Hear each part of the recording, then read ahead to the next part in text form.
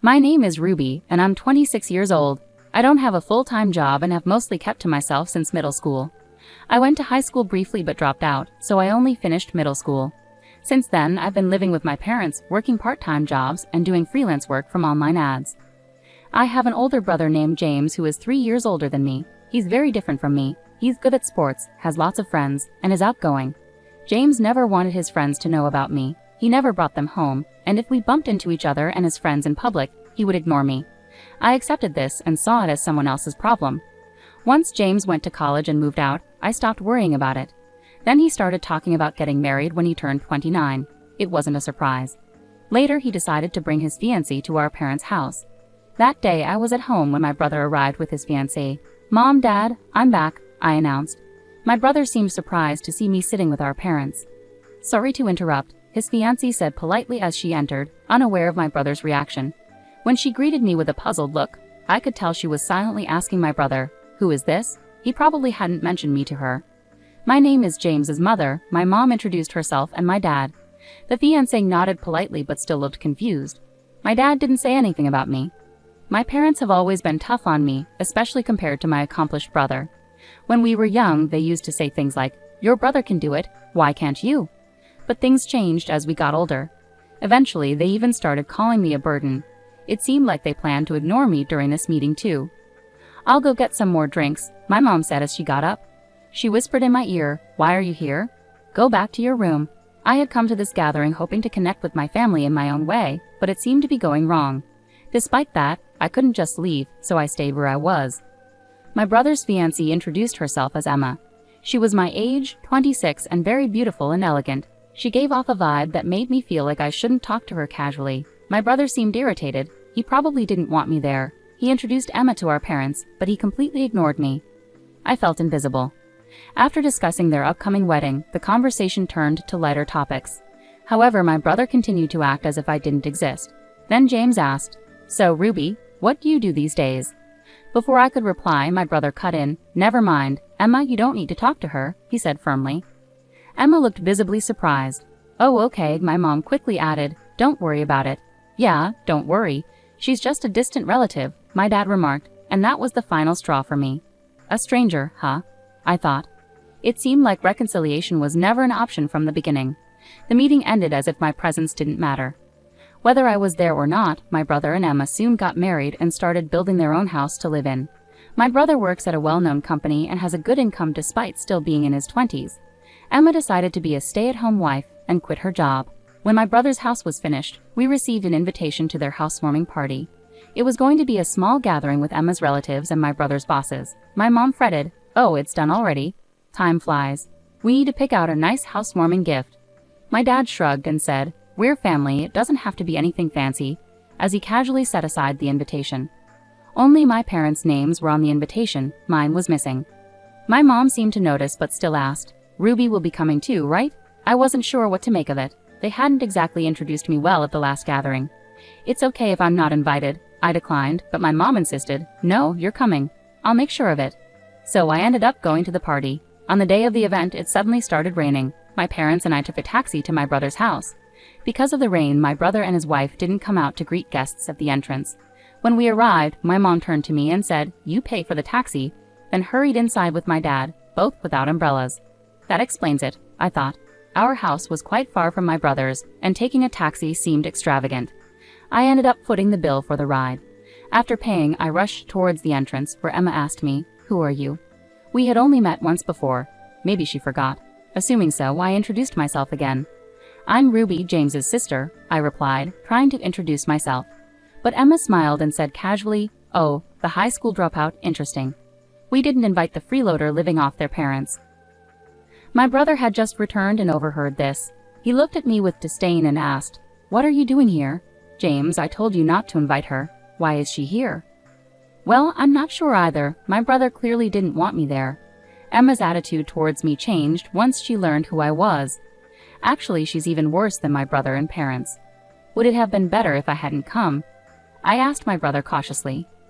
"Yeah, you're practically a stranger with your lack of education. Not finishing high school doesn't even count," my brother replied coldly. Emma chimed in, siding with him. "Could you please leave the property now?" Her calm expression throughout was truly unsettling. "Got it," I said, turning away. The taxi we arrived in was gone, and since we weren't on a main road, finding another one looked tough. I didn't have an umbrella. I walked slowly, getting soaked in the rain. I could hear Emma laughing behind me.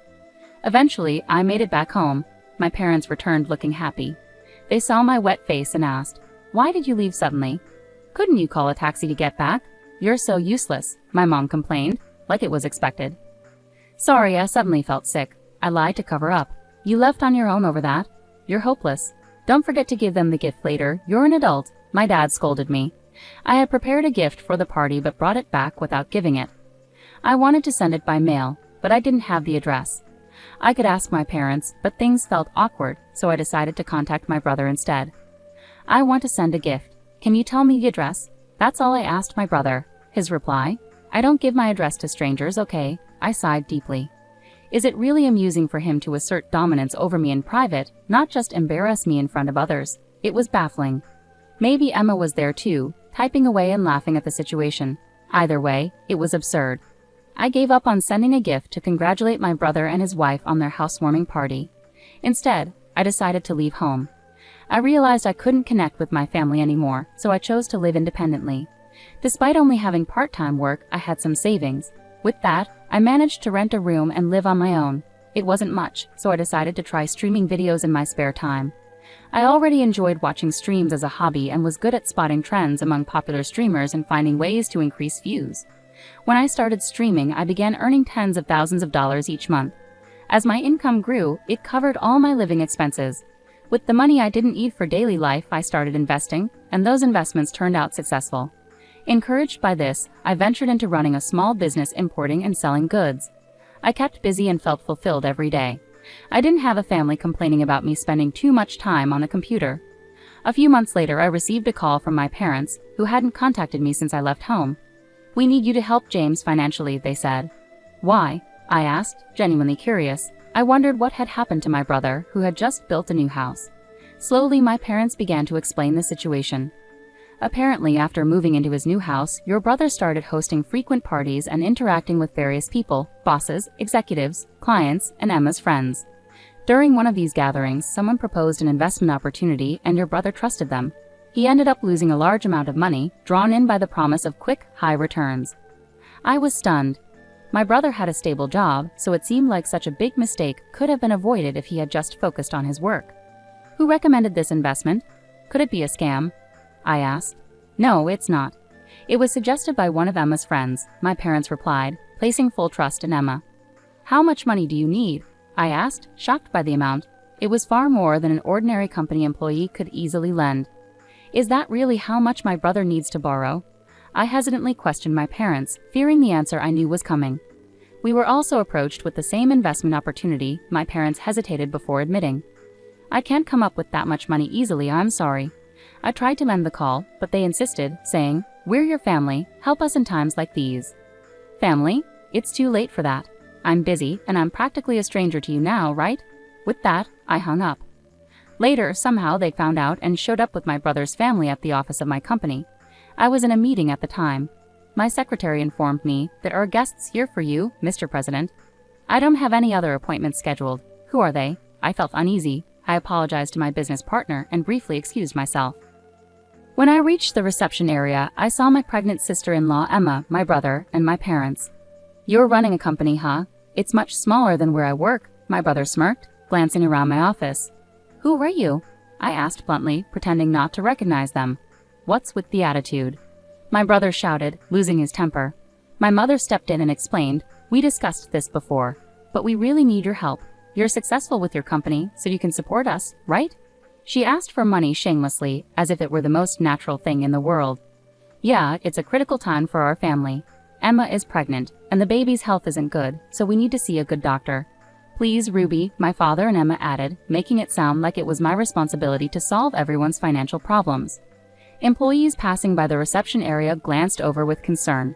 Wanting to end the situation quickly, I said firmly, "Please leave. You're causing a disturbance." My brother erupted in anger again. "What? We're a disturbance? We came all this way and that's how you talk to your family?" he yelled. The employees stopped to listen, facing them. My brother started causing a scene. Do you all know she dropped out of middle school? She was a recluse, no good. He seemed determined to humiliate me into giving him money. However, the employees responded in a way my brother didn't anticipate. We know. Everyone is aware of the president's background, including me. The president hires many people from similar situations. Is there an issue? One of my employees responded calmly. My brother, who usually socializes only with highly educated and wealthy individuals, seemed taken aback and stumbled over his words. Well, my father began. What a sorry excuse for a company, just a gathering of misfits. My brother joined in. Exactly.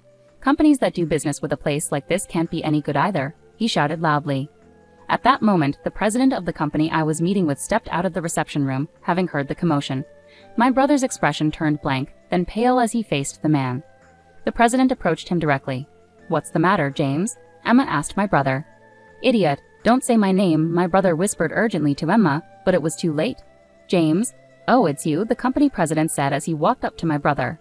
You are the guy who manages the division at Mr. Long's company, right?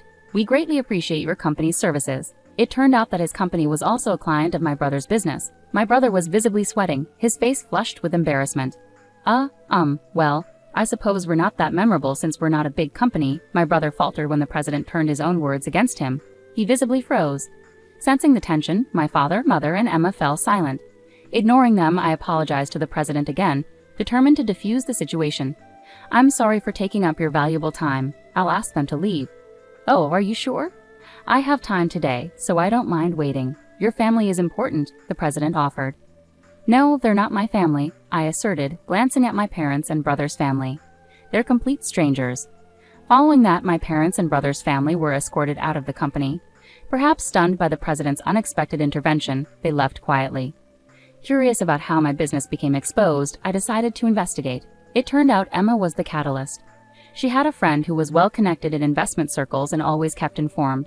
This friend came across information about a young woman in her 20s who was gaining recognition as a skilled trader and company owner. Emma was shocked to see a photo of this woman in the media and realized it was her husband's sister, whom she had heard was a middle school dropout. Emma shared this discovery with my brother and parents, suggesting they approach me for financial help. When their attempts to reach me during the day went unanswered, and I didn't return their calls about money, they showed up at my company. Since I had been treating them as strangers, I decided to distance myself from them. However, my curiosity led me to look into Emma's friend who had been involved in my family's financial troubles. To my surprise, that friend turned out to be Emma's ex-boyfriend, and it appeared they were still connected in some way. The situation with Emma turned out to be even more shocking. The child she was carrying wasn't my brother's but actually belonged to the investor she had been involved with. No way! My brother was devastated, understandably so, as everything had been based on lies. It became apparent that she had been manipulating several men for money under the guidance of her ex-boyfriend. Naturally, my brother and Emma divorced, and both of them are now in police custody. Unfortunately, the money lost in the investment won't be recovered anytime soon. Following the incident at my company, my brother's career took a downturn. Despite being in his 20s, he was moved to a less prominent department and eventually resigned, likely frustrated by the financial troubles and personal turmoil. As for my father, he faced repercussions after the president witnessed him losing his temper with a subcontractor at work. An investigation into his behavior led to his termination. It came to light that he had a history of belittling those without higher education, similar to how he used to treat me. So both my brother and father ended up losing their jobs. Despite their decreased income, the former family still tries to contact me, suggesting we live together again. With everything that happened, we're still family, right? They try different tactics to cling to me, but my response remains consistent. I don't know you. You're complete strangers to me. I have no intention of giving any other response in the future. I've made sure they can't enter my company's building anymore, so they can't force their way in.